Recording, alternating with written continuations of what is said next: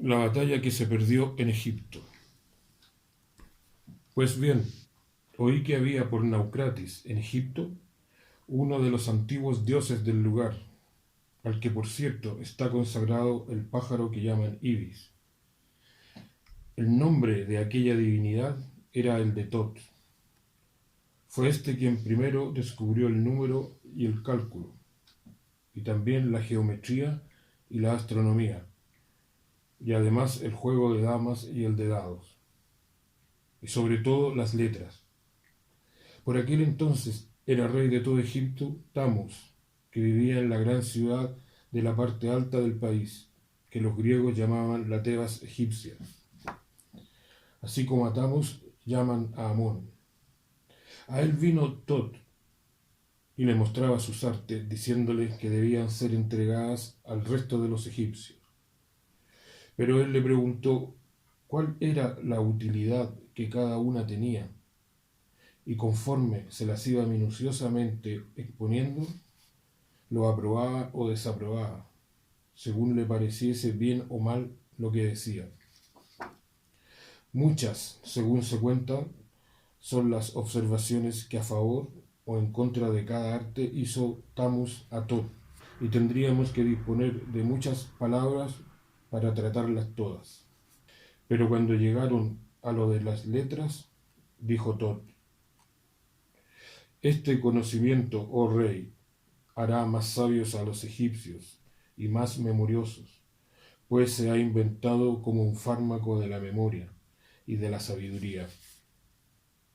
Pero él le dijo: oh artificiosísimo Tot, a unos les es dado crear arte, a otros juzgar qué daño o provecho aporta para los que pretenden hacer uso de él.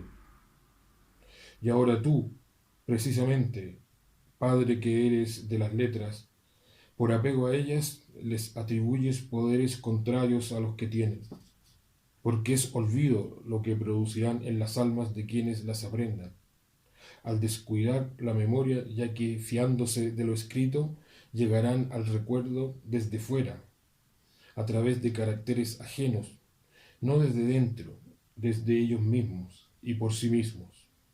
No es pues un fármaco de la memoria lo que has hallado, sino un simple recordatorio. Apariencia de sabiduría es lo que proporcionas a tus alumnos, que no verdad, porque, habiendo oído muchas cosas sin aprenderlas, parecerá que tienen muchos conocimientos, siendo al contrario, en la mayoría de los casos, totalmente ignorantes y difíciles, además de tratar porque han acabado por convertirse en sabios aparentes en lugar de sabios de verdad. El mito de Tot, Platón. El hermetismo mutilado. Los estudiosos occidentales del hermetismo han creído erróneamente que el modo de pensamiento moderno, que tomaría la forma de racionalismo escéptico y de materialismo científico, se habría originado en el seno del hermetismo, cuando en verdad fueron estos una maquinación cabalista de la antitradición, que desde su desocultación en Alejandría trató de deformar el hermetismo invirtiendo la magia propia de esta herencia de tradición egipcia. En el hermetismo, al igual que en la cábala, los sonidos, las palabras y las letras sueltas pueden constituir celdillas de almacenamiento o depósitos cargados con una forma de poder mágico activados con fines prácticos, como los elementos o moléculas en la química, para formar nuevos compuestos o amalgamas que posibiliten nuevos cambios. Pero como decíamos, los cabalistas antitradición trataron de pervertir el hermetismo, desacreditando su esencia mágica. Un importante mutilador de los numerosos manuscritos herméticos fue un monje cristiano bizantino, Peselo, filólogo del siglo XI, que con otros transmitieron el Corpus Hermeticum hasta el siglo XIV. Estos no sólo inmortalizaron sus prejuicios en su manera de seleccionar y redactar el corpus a partir de un conjunto de herméticas más amplio y que conferían más atención al ocultismo, que es tan importante en los tratados teóricos. Marsilio Ficino, que hizo la primera traducción latina en 1463, se basó en un manuscrito griego que concluye con el Corpus Hermeticus XIV y que, con la nueva tecnología de la imprenta, amplificó esta versión mutilada a partir de 1471. La segregación de estas partes del corpus, que apenas se ocupan de la magia, del resto de los herméticas, ayuda a ocultar los indicios más claros de su ubicación original en la antigüedad tardía y los efectos de esta separación en la recepción posmedieval de la tradición hermética. Fueron también de enorme importancia, según la última edición del Corpus Hermeticus y Asclepio de Bran Copenhaver. Los infrahumanos. ¿Por qué la insistencia a través de los siglos de la antitradición en transformar al ser humano en un autómata infrahumano, sin capacidad creativa, en un golem, ganado, como afirma la antitradición? No se trata aquí sólo de convertirlo en un ente sin alma, destruyendo lo más esencial, su tradición mítica, solo para hacerlo más dócil, más manipulable para el trabajo productivo de sus amos, solo por razones económicas, sino que hay algo más profundamente siniestro que tiene relación con el plano espiritual que debemos afrontar después de la muerte. Este proceso de involución y degradación infrahumana obedece a la necesidad que tienen estas fuerzas trinébricas de atrapar y reproducir en cautiverio una cada vez mayor esencia seaxial, ya que dicha esencia encarnada y materializada produce una gran cantidad de compuestos de los cuales se alimentan estos entes, pensamientos, emociones, sangre, etc. Lo que constituía el quehacer del ser humano, guiado por las antiguas tradiciones, antes de la gran inversión, era la gran obra que debía realizar en su propio cuerpo, depurando su esencia axial, de manera de lograr al final de su vida un espíritu puro y sutil que le permitiera trascender los planos burdos y retornar a su verdadera existencia en la supraomnisciencia absoluta. Esta depuración implica que el ser humano requiere liberar karma, es decir, impedir una nueva reencarnación en la materia obtusa, mediante el conocimiento y desapego de la materia.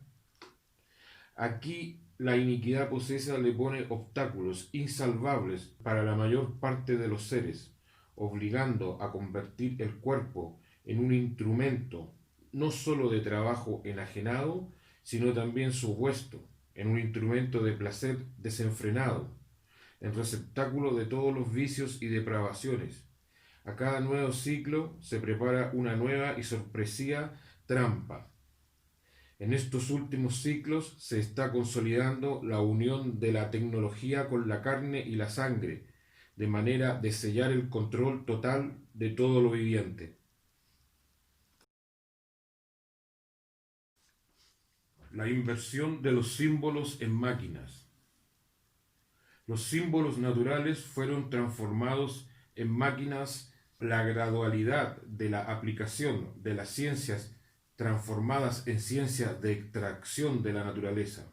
Es la múltiple repercusión de la fuerza éter alterada en el pensamiento humano, la mutilación de los centros corporales desprovistos de todo tipo de cualidades, reducidos a simples números, para tratar de alcanzar el insondable fondo de la uniformidad. Despojados de toda cualidad, los seres son preparados para ser ensamblados a la máquina como máquinas humanas. Esto parte dándole una perspectiva puramente social, aplanándolos con los rodillos de la democracia e igualdad que la naturaleza no conoce, con una educación uniforme se imprime el sello primario de la máquina. Se ha producido un acontecimiento decisivo en un ciclo muy anterior de la humanidad, del cual no tenemos noción muy clara, pero tiene relación con la pérdida por parte del hombre del uso de unas facultades que normalmente le habrían permitido la superación de las fronteras del mundo sensible. ¿Cómo ha podido llegar a ser realidad una atrofia tan general y completa de ciertas facultades? Fue necesario que su cerebro y mente se fraccionaran en dos mitades: introspectivo, inconsciente, subomnisciente, consciente, empujando al subomnisciente al mundo exclusivamente sensible, al punto de desviación. La labor de la antitradición, reduciendo al humano a entidades corporales privadas por hipótesis de ninguna posibilidad de comunicación con otro orden de realidad. Cuando la antitradición impuso el materialismo, selló y soldó el mundo a una costra coraza, como la vida ordinaria, bloqueando el destello seaxial y su reflejo en la mente del hombre. Ciertos aspectos de la realidad se ocultaron, el medio cósmico cambia según la actitud que adopta el hombre a su respecto. Al quedar la mente magnetizada al mundo sensible, se cierran los depósitos de conocimiento tradicional ante la aberración del espíritu moderno. 6 fraudes cabalistas. Cuando se habla de inversión simbólica, se entiende como el proceso más especializado de manipulación de la conciencia que guía las acciones humanas. En efecto, con mucha frecuencia se tiene tendencia a pensar que la admisión de un sentido simbólico debe entrañar el rechazo del sentido literal o histórico. Una tal opinión no resulta más que de la ignorancia de la ley de correspondencia, que es el fundamento mismo de todo simbolismo, y en virtud de lo cual cada cosa, al proceder esencialmente de un principio superior metafísico del que tiene toda su realidad y traduce o expresa este principio a su manera y según su orden de existencia, de tal suerte que de un orden al otro todas las cosas se encadenan y se corresponden. El error de las modernas interpretaciones naturalistas de las antiguas doctrinas tradicionales, interpretaciones que invierten pura y simplemente la jerarquía de las relaciones entre diferentes órdenes de realidades. René Guénon. Invertir la jerarquía de las relaciones en el trasfondo de la conciencia a cada vuelta de ciclos. Extraen una nueva inversión cabalista, removiendo, trastocando todo lo consolidado en las redes efrénicas en pos del control total de los estados del ser. Tenemos algunos ejemplos en diferentes épocas. 6 fraudes cabalistas. Primero, Yahvé o Yesé o Jesús, Cristo, personaje cabalístico que marca en el calendario el comienzo de la gran inversión. Segundo, la teoría de la evolución de las especies de Darwin y su selección natural y la descendencia del hombre del mono. Tercero, el supuesto holocausto judío, donde la palabra holocausto tiene el valor de 666. Cuarto, el fraude de los dinosaurios se deriva del fraude de la teoría evolucionista. Quinto, los supuestos alienígenas ancestrales o UFOs. Sexto, la falsa llegada del hombre a la luna. La ciencia materialista como disfraz del ocultismo invertido. Es un hecho primordial que el poder económico, político, militar de cualquier universal se obtiene a través de las entidades. El mundo está organizado como un gran teatro, cuyos actores son los gobernantes, dirigentes, militares, afamados personajes de cualquier orden, en altos cargos, que actúan para las masas pretendiendo beneficiarlas. Pero todos estos actores a su vez son manejados y reemplazados de acuerdo a las circunstancias de los distintos ciclos por el congentis y sus sirvientes materiales, los espíritus posesos. El siglo XV representa un ciclo importante en el orden de advenimiento preparado por milenios por la antitradición para el dominio mundial, junto con el saqueo de América por aquellas mismas fuerzas que se disputaban el poder hegemónico en Europa, Iglesia Católica, monarquías imperiales, masones. Luego de la Reforma entraron a la batalla los protestantes, otorgando además nuevos nombres a los desarrollos cabalísticos en los siglos siguientes, tales como Renacimiento, Ilustración, Edad de la Razón, Siglo de las Luces. Este nuevo reordenamiento del sistema inversivo y antitradicional utilizó de manera incisiva la escisión entre exoterismo y esoterismo y fue aplicada al sistema de magia invertida imperante, ocultándolo de una forma nunca antes vista.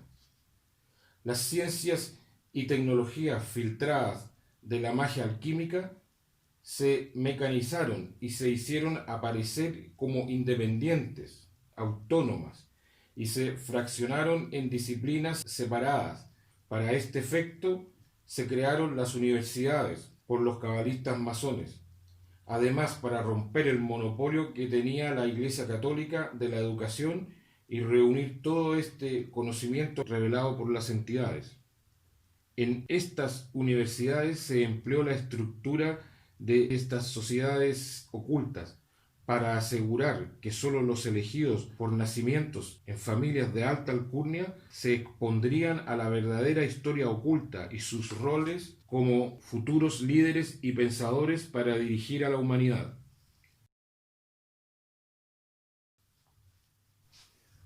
La ciencia materialista como disfraz de la magia invertida y la artificial construcción de la cultura anglófila.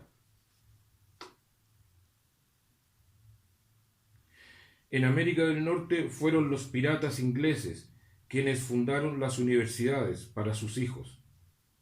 Los piratas son los entes de fuego, exterminio y enfermedades que expanden el mal y sirven a la dinastía Tudor, los tutores.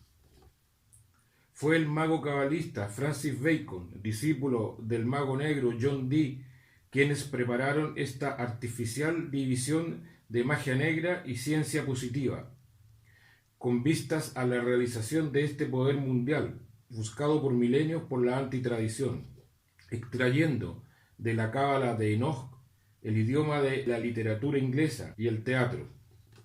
En su libro La Nueva Atlántica, Bacon perfila las ideas rosacruces y la sociedad de la Casa de Salomón. El mismo Bacon afirma que estas cifras de lenguaje enoquiano las escuchó de la voz de un demonio que imitaba el mundo de Dios. En su libro señala también a los personajes de la Cruz Roja en el fondo blanco, las raíces templarias y lo que los templarios obtuvieron de la cábala encontrada en Palestina y que luego aplicaron para construir el poder en Europa. Inglaterra se convirtió desde el siglo XV en adelante en el punto de encuentro de gran cantidad de ocultistas llegados del continente. Samuel Hartley, discípulo de John Dee, Valentín Andrade, judío converso alemán, autor de los manuscritos rosacruces, Amos Komensky, que prefigura la futura Naciones Unidas, luego crearon el Colegio Invisible con Michel Mayer y los masones Elias Ashmole y Robert Moray. La masonería especulativa surgió de los Rosacruces. La idea del Colegio Invisible era construir una élite de dominación mundial. Luego estos masones cabalistas crearon la Royal Society, cuyo objetivo era disfrazar el ocultismo invertido repudiando el hermetismo y abrazando el racionalismo empírico de Bacon y Descartes. Ello cristalizó en una nueva ortodoxia más dogmática, definida por su materialismo científico, con el fin de encubrir la magia cabalista que era la herramienta de extracción de nuevas tecnologías y que culminó con el imperio británico controlado por los banqueros judíos.